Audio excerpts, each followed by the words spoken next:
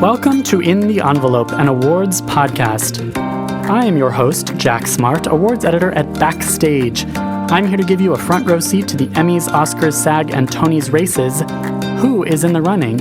What makes an award-worthy performance? And what are the secrets to giving one?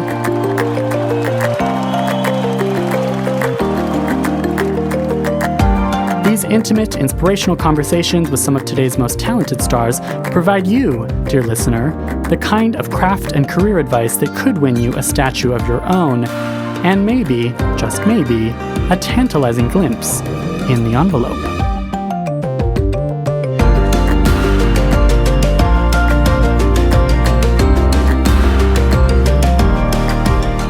The no's are just a part of the business, so it's they're actually good. You know, they Sure. kind of build this tenacity, and you keep going, and you get a yes, and there's like a excitement. So it's a part of it. I don't separate them.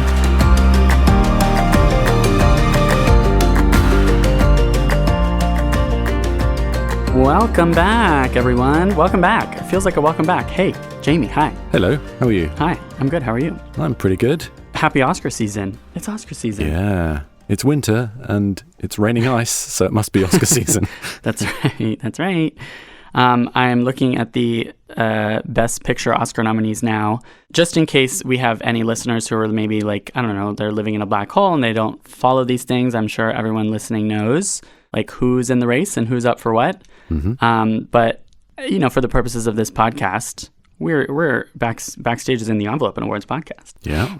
So oh my God. So this year is such an interesting year at the Oscars. I really feel like it's such a divided race. Yeah. All of these titles have taken home like different awards. It's very unclear who's going to win what on Oscar night, which I always think is much more exciting. Absolutely. Yeah. I know we've got our favorites. We do. Yeah, we have our favorites. That was a hint. Yeah. Well, the favorite is one of the nominees for Best Picture, and it's tied with Roma, which is another one for most Oscar nominations this year. And then there's also Black Panther, Black Klansman, Bohemian Rhapsody, Green Book, Vice, and A Star is Born. Yeah. This is a great year for film. It is, yeah. Especially considering, I really think that I think every year is a strong year for leading actress, and like you could easily have 10 or more nominees in that category. But this year, I've spoken with several friends about this, like, it's just going to be a bloodbath. Like, only having 5 nominees means a bloodbath this year. You know, there's going to be so many perceived quote-unquote snubs because of the level of talent, I think, this year. Well, yeah, it's very hard. I mean, there's, you know, in terms of the acting styles and the performances, totally. It's very hard to, in any year, but particularly this year, to isolate one as being super above the rest of them, you know. So totally. No one's being snubbed, quote unquote. Exactly. You know? Yeah. And of course, then you get into the thing of like, it's really comparing apples and oranges to talk about like even Glenn Close versus Olivia Colman versus Melissa McCarthy. Like these are, you know, those are totally different performances and they're all worthy in their own way. And then I would argue that there's plenty of other actresses. I am thinking specifically of today's guest, Regina Hall. Yeah. Whose performance in Support the Girls, Support the Girls is nominated at the Film Independent Spirit Awards, which I'm very thrilled about. I really love the Spirit Awards. I was there last year, and I am planning on attending this year as well. That's the one on the beach, right? It's on the beach. It's in the middle of the day. Seagulls. There are seagulls flying there on the blue carpet. I spoke about it with Regina Hall, and we'll hear more about the Spirit Awards later.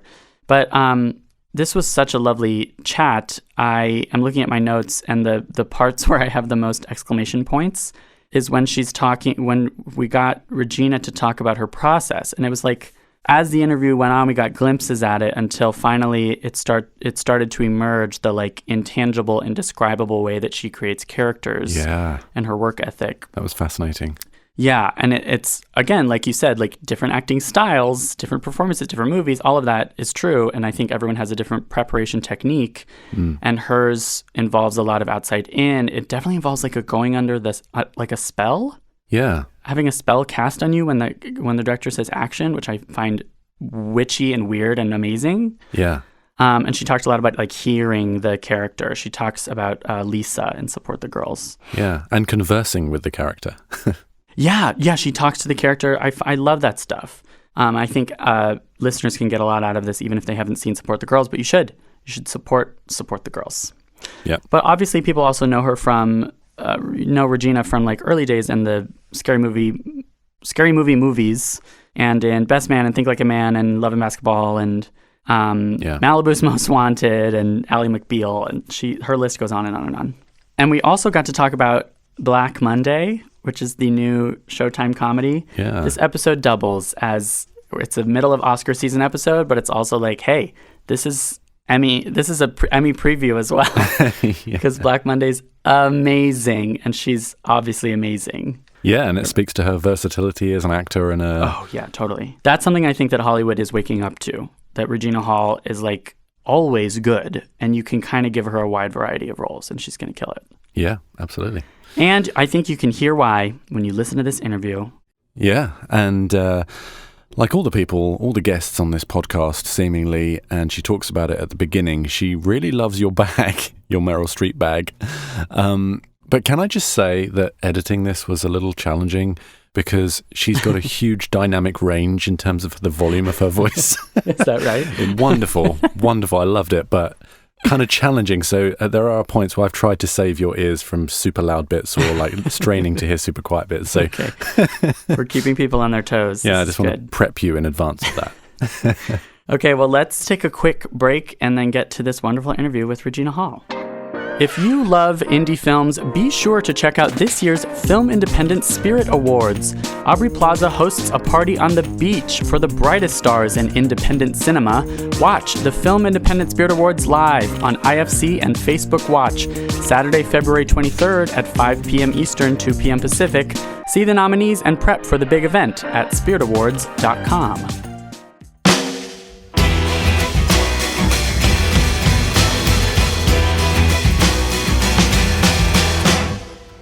Regina Hall has proven she's one of today's shrewdest and funniest on-screen performers, from her early days pounding the pavement in films like Love and Basketball and the Scary Movie franchise, to the biggest comedy of last year, Girls Trip, and now the Showtime series Black Monday. She's also masterful at quietly breaking our hearts, as in this year's The Hate U Give and the Andrew Bujalski indie Support the Girls, the latter of which has earned Regina a Film Independent Spirit Award nomination for leading actress. Without further ado, here's our deep dive with Regina Hall.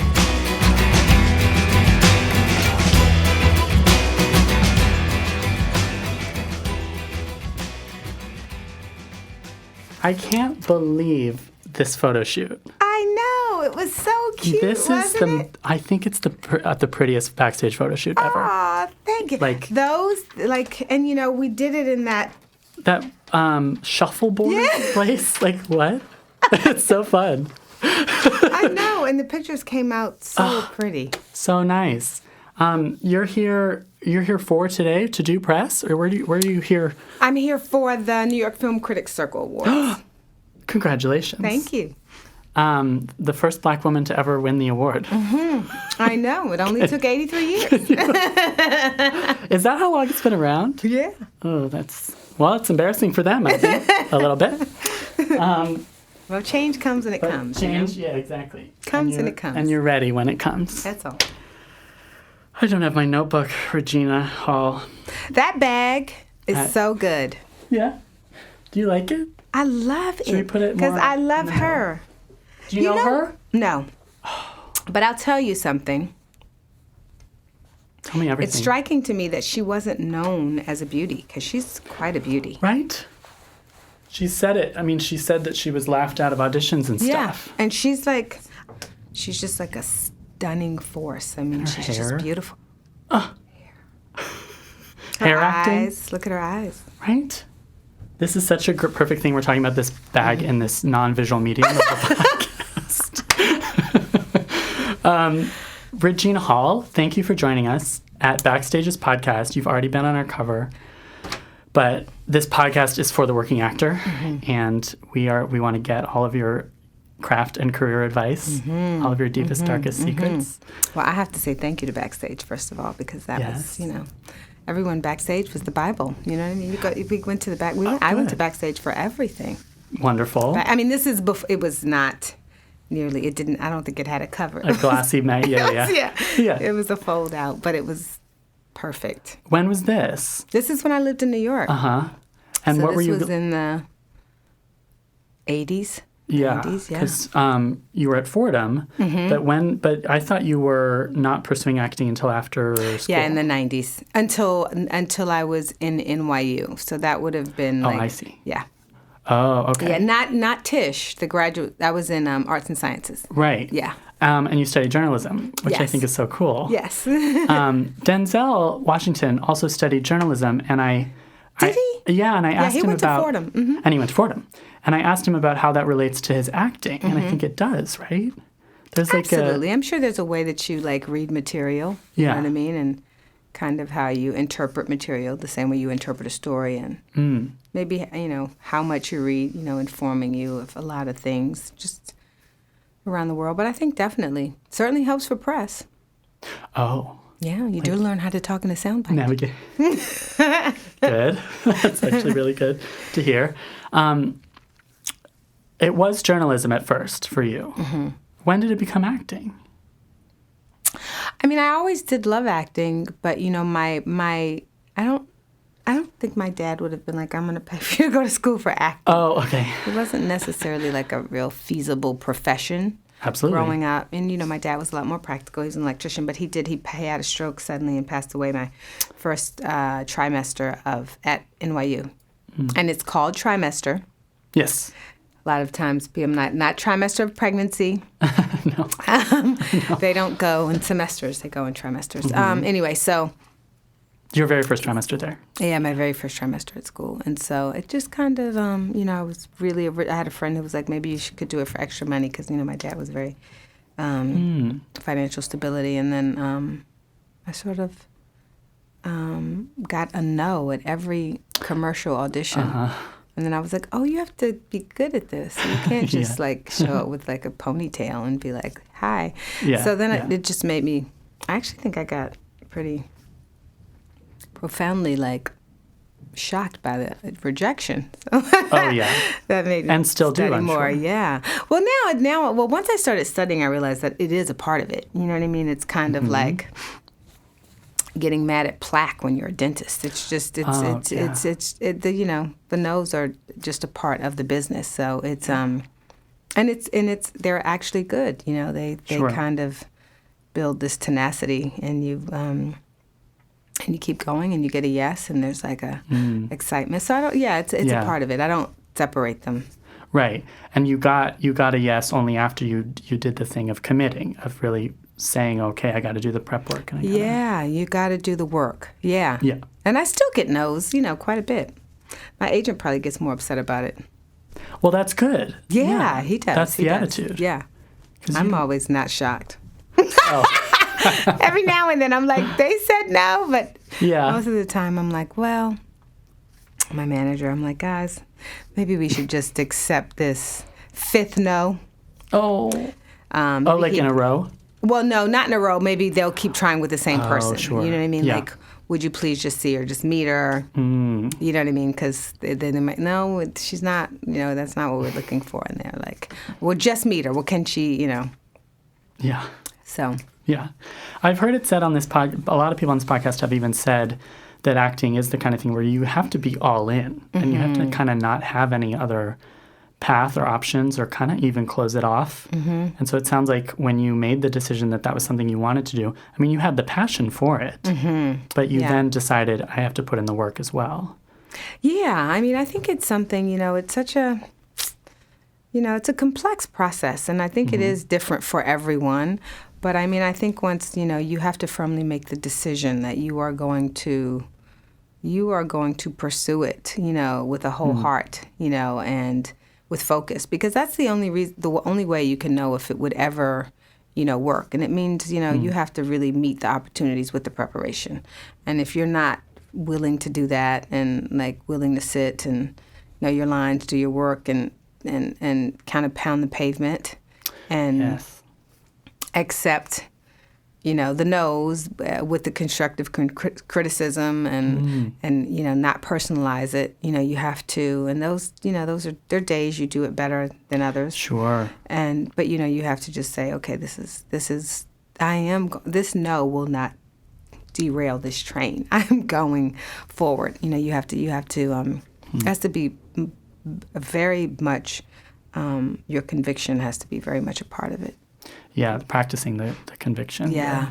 Letting your agents be more upset about the no's than you. Yeah, I mean the thing is, there is no way to not take it in, but it's you just have to make sure it doesn't break you. It is no's are okay, and then the more you do, you realize that sometimes the no's are not about you or your performance. There's so many things there's so many variables that go into getting a part that you're not always aware of. Sometimes you think it's about you just be giving kind of an amazing audition, and there's so many things going on behind the scenes that you're not aware of. So I think then your job becomes always to give a great audition, because that impression lasts. And you may not get that job, but you may get another one. I mean, I auditioned years and years ago for George Tillman, and he remembered that, and we ended up, working together years later. So sometimes you're auditioning for something you're not even aware of. Later. Yeah, I like that. Amandla Stenberg was here a couple weeks ago.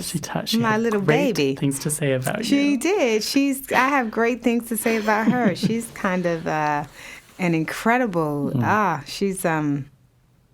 She's so lovely. She's an incredible artist and actress and performer, but she's also really an incredible human being. And she's so, wise. And, you want to talk about her work ethic. I mean, she's, 19 years old, when we're shooting. And Amandla was so prepared. She had done so much work. And her commitment to making sure that Star was, authentic was just, it was just so wonderful to see. She just was, I'm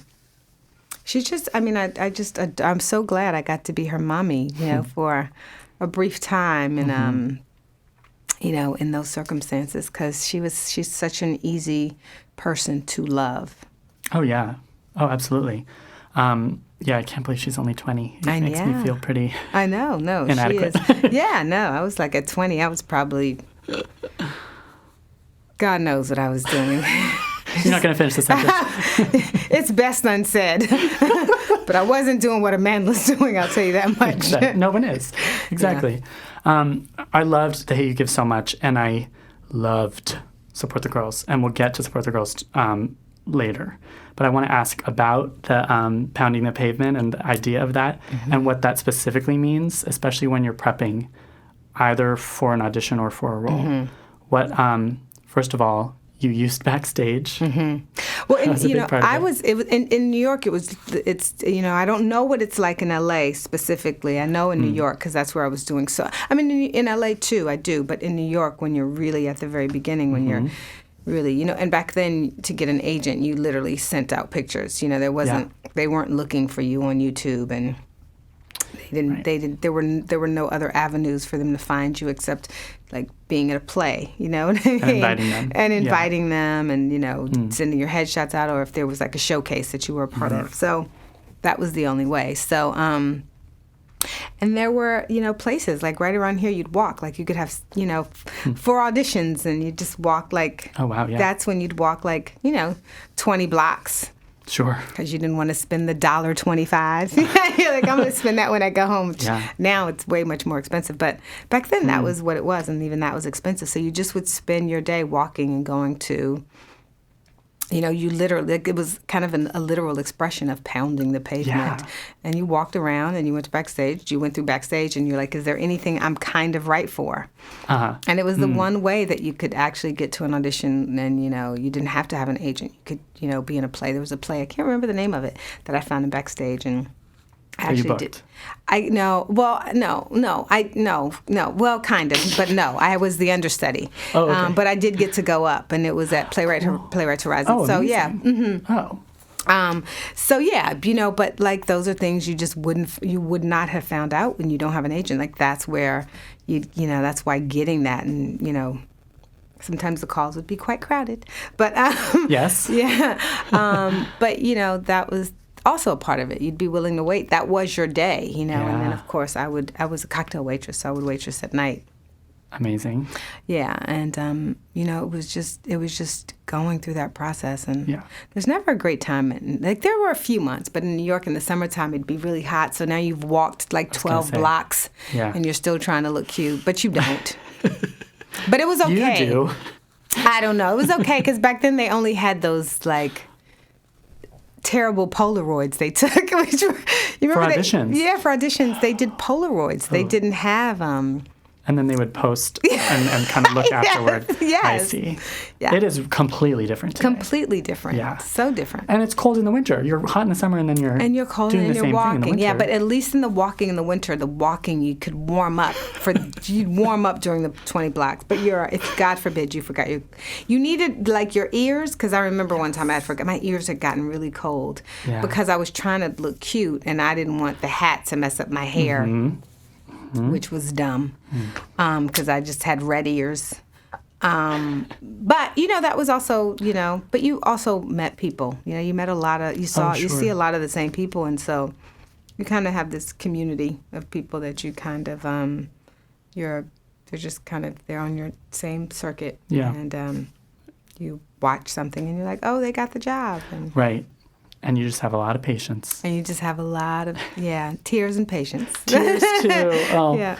And then when you started taking that process seriously, what kind of work goes into that, like prepping for an audition? Did you mentioned like the memorizing of the lines, obviously, but the researching of the people involved? Yeah, well, there's just a lot of, when you're going into your character work, that's when you're taking all your training and you're just, you're doing your backstory, and you're kind of, rehearsing and working it out and, setting all your intentions with, all your lines and, kind of, well, back then, I think, gosh, even Best Man, I didn't, that's when I didn't get the whole script, You got your scenes? I got just my sides. And so you're kind of imagining what the tone of the whole script is. You don't know what's going to happen. You just have that very little portion, so you kind of are trying to navigate, well, what is the whole world? What does this mean? Where does this fit in the story? But, back then they would leave the sides in a bin. Oh. Because there was no email. Oh, right. So no one could be like, we're going to email your sides. And, you weren't making enough money for them to messenger it. So no one was messengering you a script. Okay. So you would just go there and there'd be a bin, and if you had to go after hours, you would just pick them up. It's so funny because now you just get emailed everything, but or texted even. Or text, yeah. But back then you literally had to go. See, that was another part of the trip. I got to go downtown and get. That was another part of the pounding of the pavement. Right. Getting this small part of the material. If you have a small part, then you only have a couple pages, but I assume you then pour over those pages. Yeah, because you're trying to figure out, well, I wonder if this leads to, you're trying to figure out, and you're reading like the pages that you only have one line on, but it may have a whole other scene, because you're like, maybe that can inform me. I remember when I got Best Man, I was like, yay, and then I was like, what's the story? Because I hadn't gotten the whole script. You didn't even know the plot. I didn't even know the plot. That's amazing. Yeah. I actually it's so funny you say that thing about the not knowing what the tone is. Yeah. Because I wanted to ask you about how often, I've never asked this before, but I feel like it applies to you in the case of like Scary Movie versus something like Support the Girls. How often are you on set or prepping and you have one kind of idea in your head of what it's going to be, and then you're in the movie theater and it's a completely different experience? Oh, like for an audition? Yeah. Yeah, I remember I went to one audition in New York, and I didn't, I gave an audition, and I didn't have the script, obviously, and it was like, oh, so moving, and the casting director was like, that was so beautiful. He was like, it's completely wrong, but it's beautiful. Like, the tone, he was like, I was like, I was crying, and he was like, that's not it at all. Was it like a laugh out loud comedy? It was comedic, so it was a little more of a comedy than a dramedy. Okay. And I thought it was a full on like drama. I was like, I was like, gosh, sorry, So sometimes it happens. Now I pretty much, I get so much information now about it before I even read it. It's that you get more information, or are you better at assessing both? tone? I mean, both. But I mean, I have the whole script.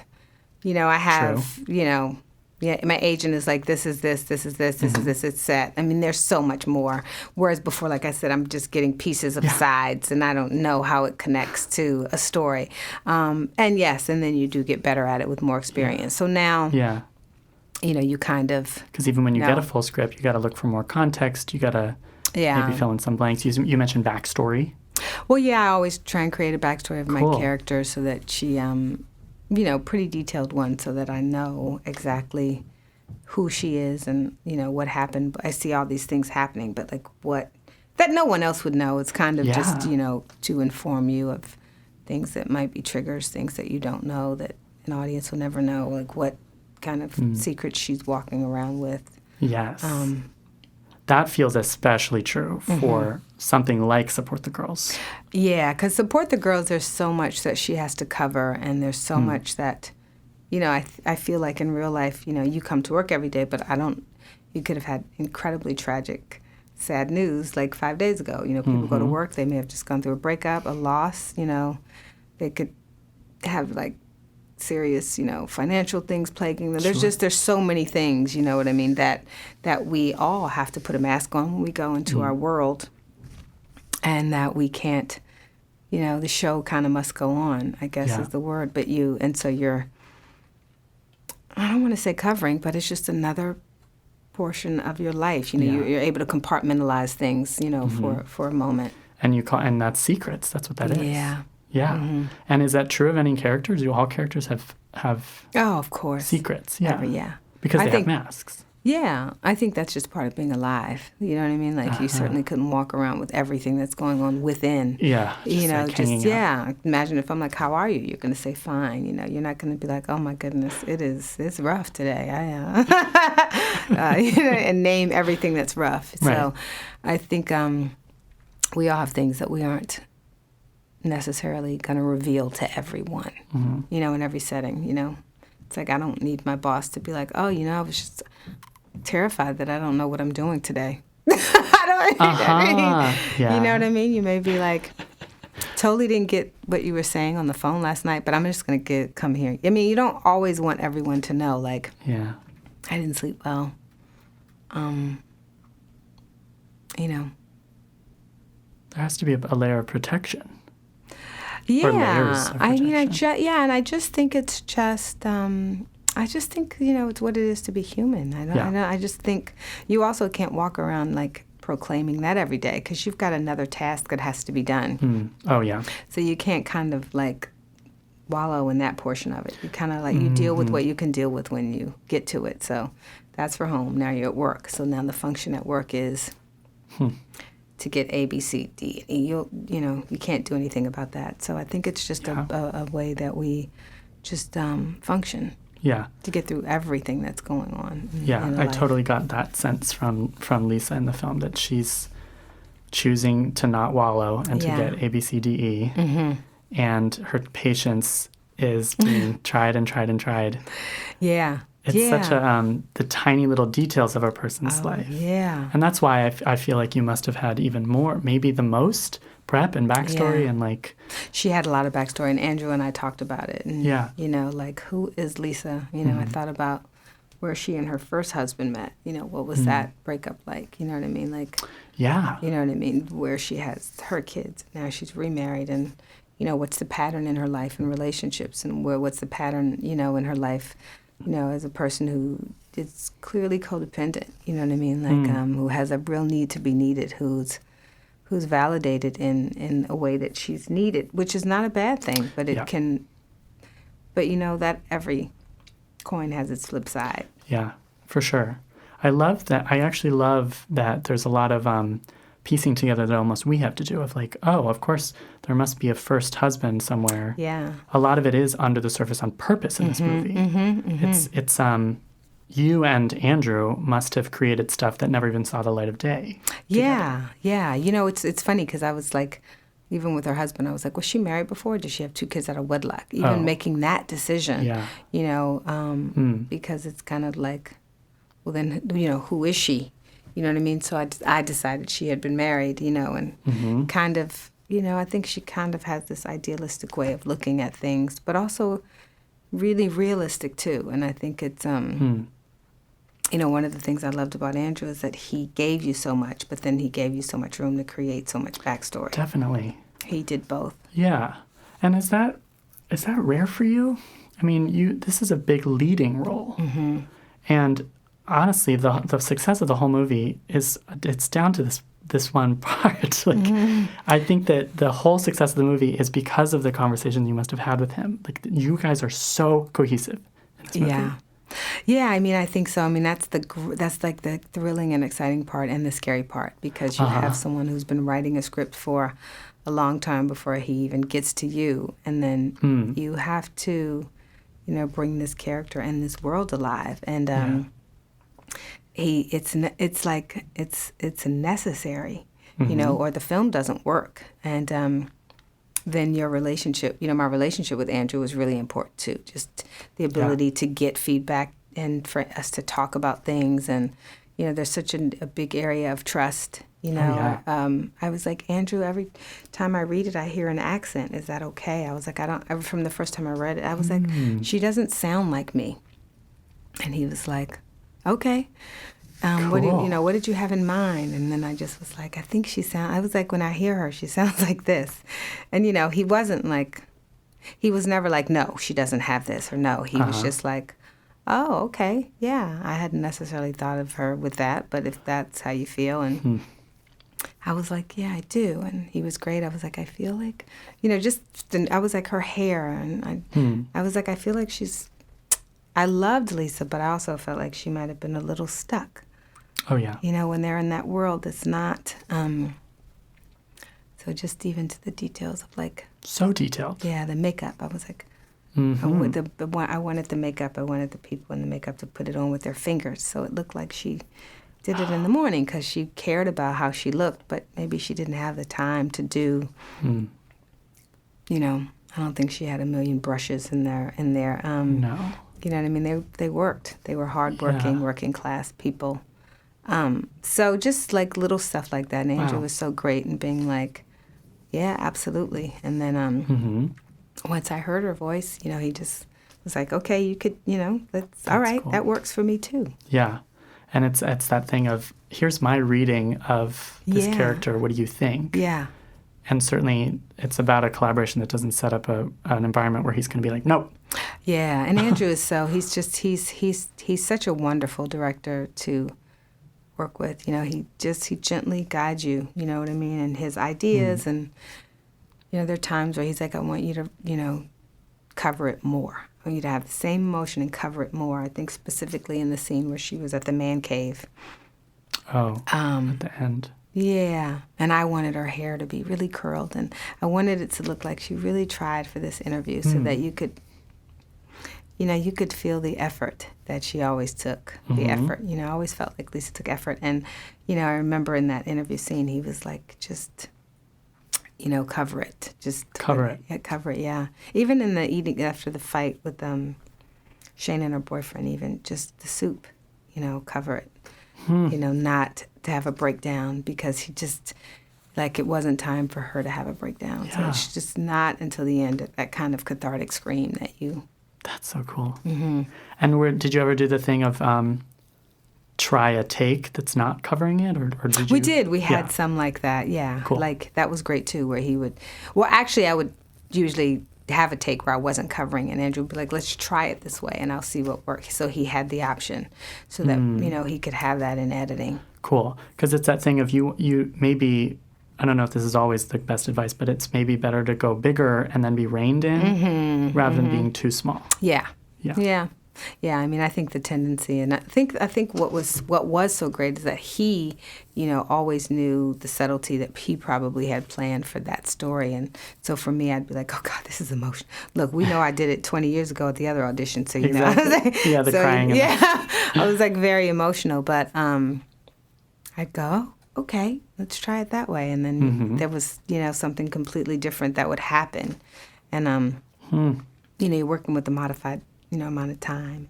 Yes. And budget. So, sure. we would, we had the great thing is that we did have rehearsal. Cool. And so we got to really rehearse in the space and kind of navigate around the space a lot. Yeah, and make it lived in, like the routine of it. Like this is where you'd come in the morning, this is the locker, this is this. Yeah. This is how you'd move in and out. And the girls were there too, like, Yeah. How did you get involved? My agent, I was in New Orleans shooting Girls Trip, and he sent me a script and was like, I want you to read this. I like it. I think it's something special. And he kind of said who the director was, and I wasn't familiar with Andrew. And he was like, I'm going to, if you like it, I'm going to send you some of his work so you can see it. And I couldn't stop thinking about the script. It was I read it and kept waiting for, I don't know, her to be bad. What do you mean? Because I was like, Lisa, is she really raising money for this girl? Like, I thought. Oh, interesting. Because I the ulterior motive or. Yes, like, and oh my goodness, is her husband going to be sleeping with her? Because, there's that line, are you afraid to have Shayna with your husband? And she's like, oh no. And none of that happened, you know what I mean? And maybe in a bigger studio movie it would have, you know what I mean? But they were just good people, you know what I mean? There was no ulterior motive. She just wanted to help. And so, that kind of stayed with me. And then I also Interesting. I also really, so then he came to New Orleans, and we had a meeting, and we talked a little. I don't know that we talked about the movie that much. We talked a little, and then I was like, and my agent said, how'd it go? And I was like, I think it went well. And I think maybe a few months later I got the offer. And there was no audition? No, there wasn't an audition. That meeting for that was one. The quote-unquote audition. Yeah, that meeting. But how on earth, it's so funny that you're going from the biggest comedy of last year into this tiny, tiny indie. Like, while you were filming it, you were thinking about it. Yeah, it was definitely, I was like, oh, this is the next one. And I was like, do you want to come to the rap party? And Andrew's pretty shy. And he was like, so he came for a few Tiffany minutes to the Tiffany hadn't gotten there yet because he came at the very beginning, so he missed Tiffany. But he did come. So yeah, it was definitely, I guess, completely different. Except for the word girls, I guess it was a very opposite movie. It was Girls Trip to support the girls, but it was a gear switch for sure. That's true. Like, they are both really about sisterhood, and like in that kind of uncynical way of maybe you think that they're gonna be evil or something's amiss, but it's just them. They love each other. Yeah, they just love each other. In that way, they are similar. Yeah, I hadn't thought about that. Except the girls. So it was different. And then I knew I really wanted it after I read it, and after I met Andrew, I really did too. Yeah, and it sounds like that's the criteria: is you have to really love it when you read it. Yeah, you have to see something. I mean, I will say from the first moment I read it, I could hear it. You know what I mean? I could hear it. I could hear, like, Lisa. I read it and I heard her accent. I didn't, and it's weird because I didn't know that she was. I didn't know how many people he was meeting, and I didn't know. It didn't have her race in there. You know what I mean? It didn't say African American, so I wasn't sure what direction he was going to go in. Yeah. I didn't know that. I guess it could have been not. Could have been, it could have just been anyone. It was never really addressed kind of what anyone was. And so I didn't know how he was thinking, if he was thinking, oh, I'm going to or I'm not. And but I was happy he did. Oh, yeah. And it sounds like that conversation is all he needed to know that it was you. Yeah. It's interesting. I never asked him what it was in that conversation, but next time you work with him? Yeah, next time, yeah. Or, he's coming to L.A. for the Independent Spirit Awards, so I'll ask him that. I'm so excited for those. Yeah, congratulations on that nomination. Thank you. Yeah, it's really, really fun. You can drink in the afternoon. Yes, I was there last year. It's really fun. It's really fun. There's seagulls overhead as you're on the carpet. It's like, it's happening. It's probably it's kind of the coolest of the. You know agree. What I mean? Yeah, it's swanky in a very California way. It is. It's like a swanky California show. Yeah. So. I really love talking to the people who've been working for so long and have this incremental success. Oh yeah. You know? Yeah. Not the giant breakthrough when you're like, now what do I do? Yeah. No, it certainly wasn't an overnight. Yeah. It's a journeyman actor kind of a thing. Yeah, where you really start and it's like a chipping. It's chipping. And so that I want to ask, like, what does that mean for what comes next? Yeah. Are you scheming? I don't know. I mean, I'm always looking at great material. I mean, there's always, every time you do get to a certain point, there's definitely a strategy involved. You know, in the beginning, it's just work. It's like, yes. you're like, you have to work. You have to you have to, and so you are less picky. Yeah. And then there is like the idea of, being, like, okay, well, we don't want to get typecast. We don't want to do this again and again and again. Right. So then there does become more of a strategy with you and with your team and creating opportunities that maybe you have to fight a little more for because they're not, I couldn't do like 10 more Scary Movie characters, Totally.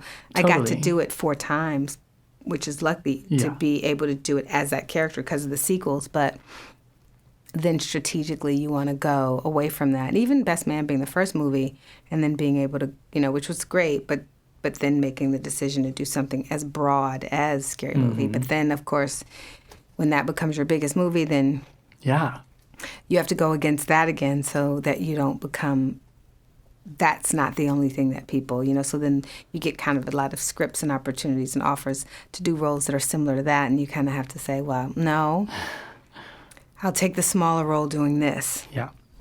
I did this movie called Paid in Full, which ended up becoming like a little cult classic in like that little community. And then after Paid in Full, it's so funny when you can't remember. But I do remember, I remember shortly after, you know what, I think maybe it was maybe Ally McBeal.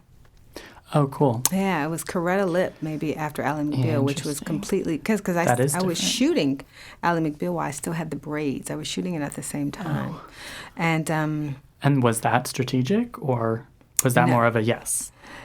Well, that was definitely a yes, but that was a call that came from David Kelly. Yeah, that was actually an offer that he wrote that. So that was it was great because it was a comedy. It was still in that, but it was such a respected show.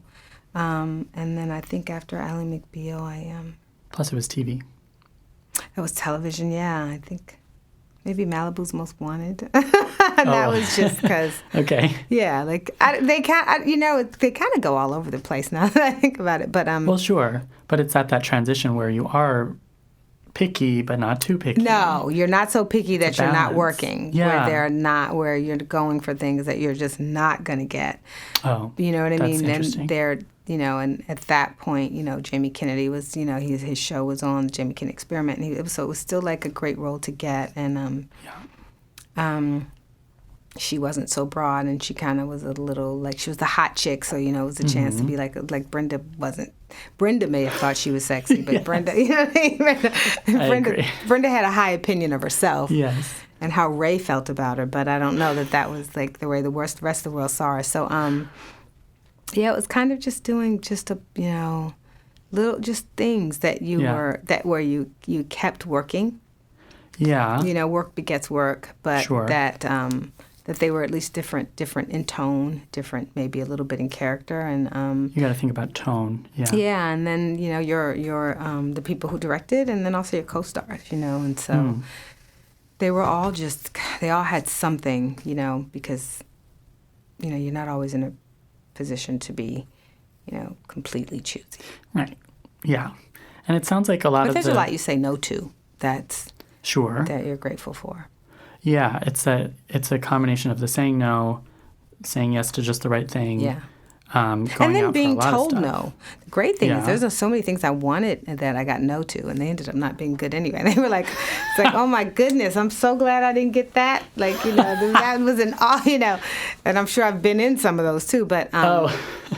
But no one's ever talked about that. The ones you don't get that you're like, whew. Ooh, I've had quite a few of those. I've had quite a few of those where I'm like, whew. It's like there's some kind of divine intervention that molds it too. It's not just, sometimes it's not. Yeah, just you. Like, sometimes it's just. It's calibrating the yeses and nos, and it's a divine, or it's a luck, or it's a... Yeah. But it sounds like a lot of the kind of maybe at the mid phase of the career is about like challenging casting directors' perceptions of you. Definitely, yeah. I mean, my agents would, really, sometimes they'd win the fight and I'd get seen, and sometimes they wouldn't. The fight, yeah. Just to go in, and then sometimes I wouldn't get it, but maybe I would have changed at least the opinion of, people like, oh, you know what, she's, we're going with a different person, and sometimes it'd just be a much bigger name. Oh, mm-hmm. But at least for something else, they'd be like, but she was great. I would, and then maybe they call you in 6 or 7 months. George Tillman thing. Yeah, that's one example. But yeah, Mary Vernew was great too. And there's been a lot of great supportive casting directors. How did you get? Was Girls Trip an offer? Yeah. Okay. Mm-hmm. Was there also like a chemistry read aspect to that, or? No. Well, by then with Girls Trip, I had done Think Like a Man, which was an offer too, and I had done like 3 movies with Will Packer. Oh. I had done About Last Night already. Right. And so he was then in the corner fighting the fight for me with Universal to be like, she can do this. Right. I don't know that I was the first choice. Oh, okay. Yeah, I don't know that I was the first choice. I was the first cast, but I don't know that I was necessarily the first choice. And, that happens too. Like, I've gotten things where I haven't been the first choice. Yeah, you get a no and then a yes, maybe? No, well, someone else says no, and then I get a yes. Okay. They don't tell you no. They just go with, look, we're just thinking about some things. We'll let you know. Mm-hmm. Your agents are saying, and they're it's like... weeks later, you're like, okay. Yeah, and you just kind of... Or your agents don't always tell you, but... or they've got to compile, like, footage to send over so that people can see it and be like, oh, okay, So, and that's okay because, you don't, it's like not being the first yes is fine. Sometimes people who the studio you might be the producer's first choice or director's first choice, but the studio may be like, well, we want this person. Yeah. And then maybe that person they pass or they have another offer that they like. Yeah. You know what I mean? So it's kind of everything colliding. So yeah, so Girls Trip was an offer. That's another reminder that like there are a million factors that you're not aware of as an actor that go into casting. Yeah. And it's not always your fault. No. And sometimes, a studio just may want to be in business with someone and they may get the role and someone else could have come in and given an audition you like better, or sometimes it just might work in the landscape of, well, if we get this person, then this doesn't work as well. It's kind of like fitting together a puzzle. It is always a puzzle. Mm-hmm. Just like it's a puzzle to put together a character. Yeah. Well, you know what, too? It's always an accident. I swear it's always like divine intervention when they get it right because it wouldn't, I wasn't the first choice and Tiffany wasn't the first choice. Unknown name, even. Yeah, I think they wanted Leslie Jones had the offer for that, and there were so many, and I'm not talking about offers, but I'm just saying, conversations. There were just conversations about, well, could this and this and this, but I don't think we could have. I mean, I think that with Jada Pinkett and Smith, and Queen Latifah and Tiffany and. It's like then you get together and you're like, well, I couldn't imagine who the other. You can't imagine exactly, and that's when it's working. Yeah, and we as an audience know too. Yeah, I think of you as someone who just has chemistry with everybody. Oh well, I mean, but they, just what they brought as, what every. So it's there's so many variables, but at this point, it's good because now it's mostly offers and. I mean, hard to do. Now you're an award-winning Now my agents have to pound the pavement. Yeah, well, that's interesting. I hadn't quite thought about that before. Like, what kind of conversations do you have with your agents? Do you ever, is it a thing of you call them one day and you're like, I would like to do a small indie drama, or do they just kind of know your tastes and your desires? And I think we had talked about, me, wanting to get into the indie world. I mean, I love independent film. I just think it's amazing. And my agent and I had talked about it, and then he sent me this script called People, Places, Things. Yes. And I remember I spoke to Jim Strauss. I really thought the script, I did love the script. But I was shooting something else in Ohio. Mm-hmm. And I said, Andrew, it's going to be really tough with the schedule. I'm not going to have time to do it. And he's like, well, let's see if we can work it out. So I had to miss their read. I had to their table read, and because I was shooting, and then it's like I had one day off, and then so I was finishing that one, and then I was in Ohio really trying to do the prep, yeah. But still stay in character with the other one. So I was still, you know what I mean? So I was still doing the prep, and then it was one day. And I was like, Andrew, one day is certainly not going to be enough. And he called me and was like, I closed it, so they worked it out. You're going to come, and then you'll have... And I was like... Whoa. So I was like, no! And I was in the car, and I was like, I'm so mad going to New York. And I wasn't mad about the movie. Jim Strauss is such a lovely director and writer. You don't want to go and ruin someone's movie. And it was, they pushed off my part to the last 5 days. Oh, wow. And I was like, they're in a zone. What if I don't go and get the zone? Yeah, and gel. And the tone thing you're talking about. What if I suck? And, they've been doing it, and I'm over there, and they're like, there's the bad apple in the bunch. It's Regina. Oh. And, but all those things go through your mind. You know what I mean? Does it happen every time? Every time. Every time. It's still like the first time. But we did it, and it was lovely. The 5 days you were not a rotten apple. No. And the first day, the first scene was like a big scene. I was like, oh, and it's the boardiest. It was the, scenes, and we were in this apartment in New York, and I was just like, oh my goodness, I hope it goes well. But we had so much fun, and he was such an incredible director, and I mean, I had so much fun working with the cast, and so I was like, Andrew, my agent, I was like, I love you so much. That was, you were so right. And I told him, I was like, but I wanted to kill you. But all those things, then of course, Andrew knew Jim. Okay. And so then when he was thinking of casting, he called him. So, the worlds are very connected, interconnected. And that was an incredible experience. So after I did that one, I wanted to do more. And I was like, I see. And I always wish there were more. I wish there were more, Yeah. Great. There are great independents, but I wish there were, more parts. Definitely. That I could do. And hopefully there will be. Yeah, I mean, Hollywood's going through a slight period of indie film. Is not quite as prolific as it once was. Yeah. In fact, indie TV is where it's at, which we'll talk about Black Monday. Mm-hmm. But is it really true that, you really do have those thoughts every time you book a job, or you're about to be on set, or you're like, I'm going to ruin the whole thing. Of course. I'm so guilty. Yeah. I'm a fraud. Are those the thoughts? I think so, yeah. It never goes away? Yeah, well, it hasn't yet. Okay. maybe one day it will, but it hasn't yet. I think because you care. You know what I mean?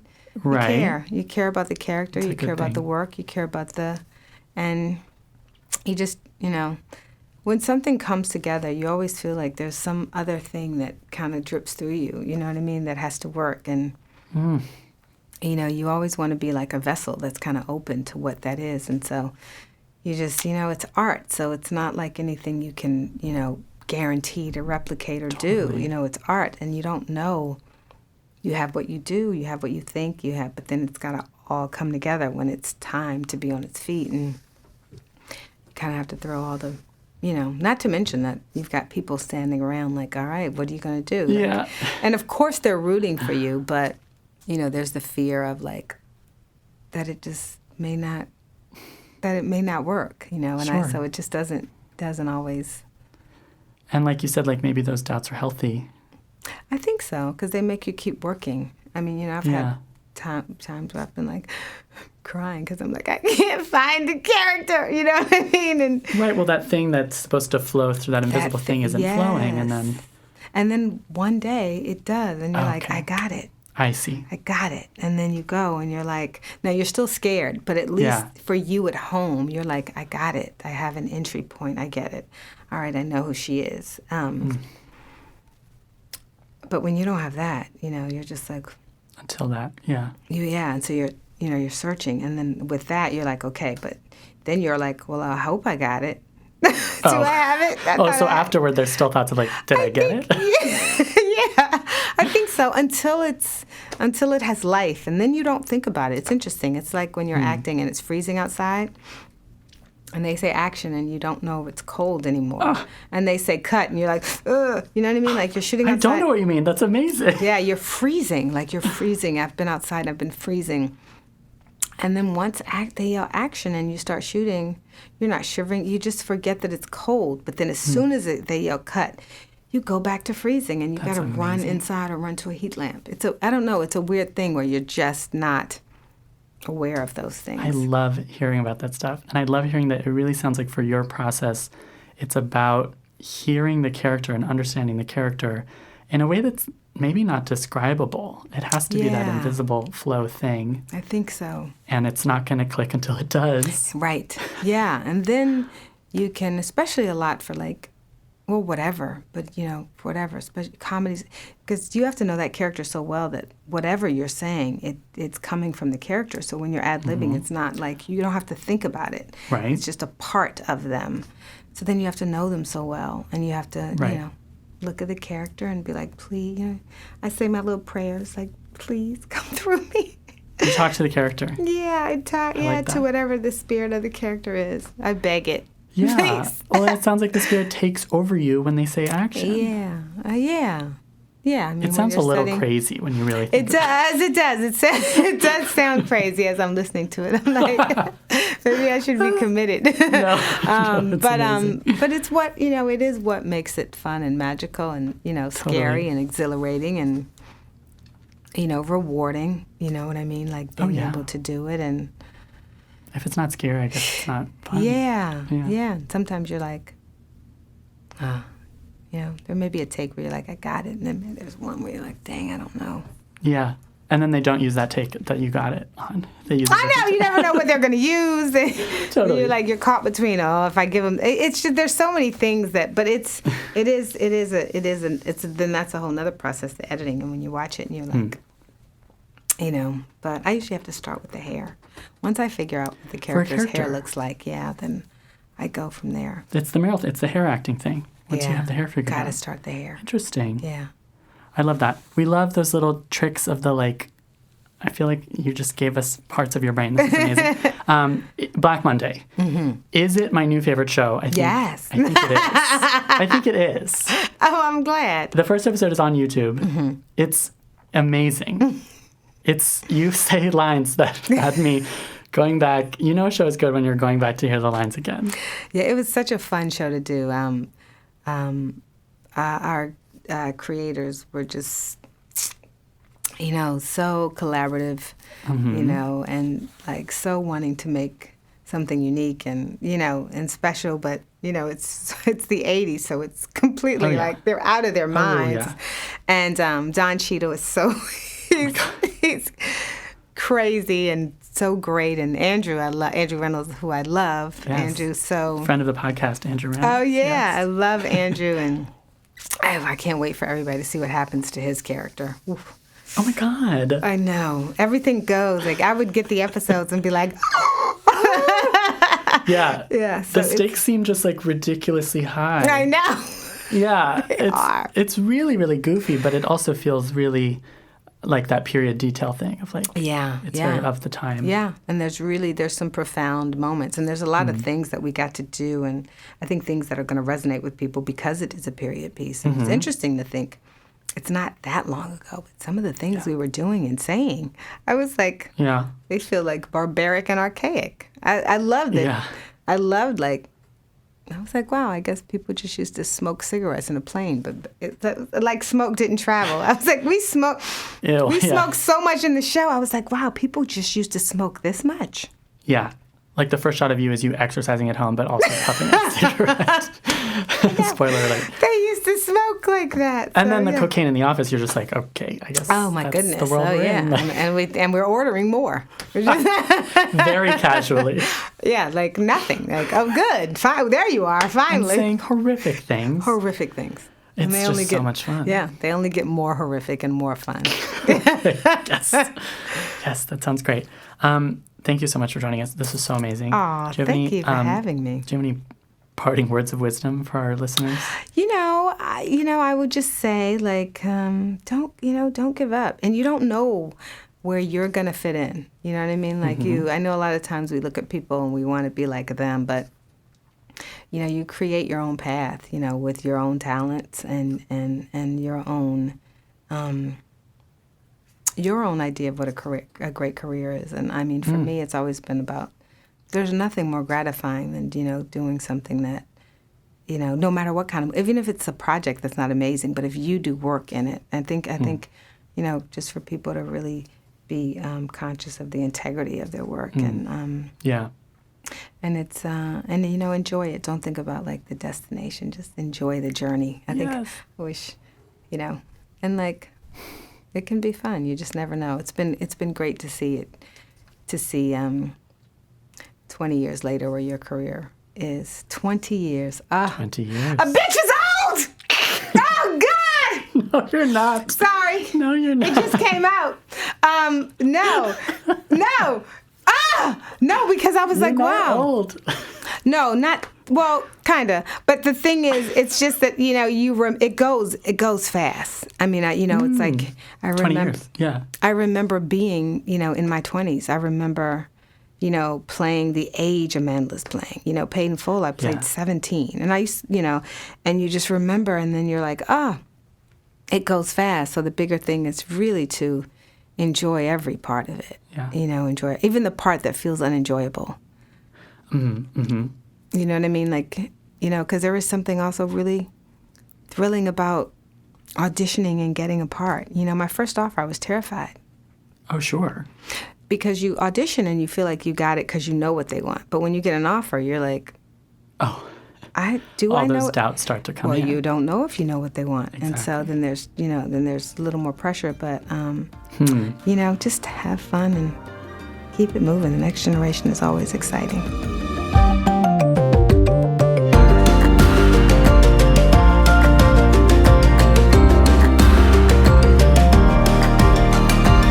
In the Envelope is recorded in New York City at Lotus Productions and Hyperbolic Audio. Like, subscribe, tell your friends, tweet us at In the Envelope, leave a review. We want to hear from you. Visit Backstage.com for more content and resources for working artists. And don't forget, you can subscribe to Backstage with a free trial by using the code ENVELOPE at checkout. Thanks, as always, to podcast producer Wiz, Jamie Muffett. You can follow him on Twitter at JamieMusicNYC. You can follow me, Jack Smart, on Twitter at JackSmartWrites. Thank you to the team at Backstage, the most trusted name in casting: Peter Rappaport, Mark Stinson, Samantha Sherlock, Francis Ramos, Lauren Rout, Caitlin Watkins, Rawaan Alkhatib, and especially should-be Oscar nominee Casey Howe. Thanks for listening.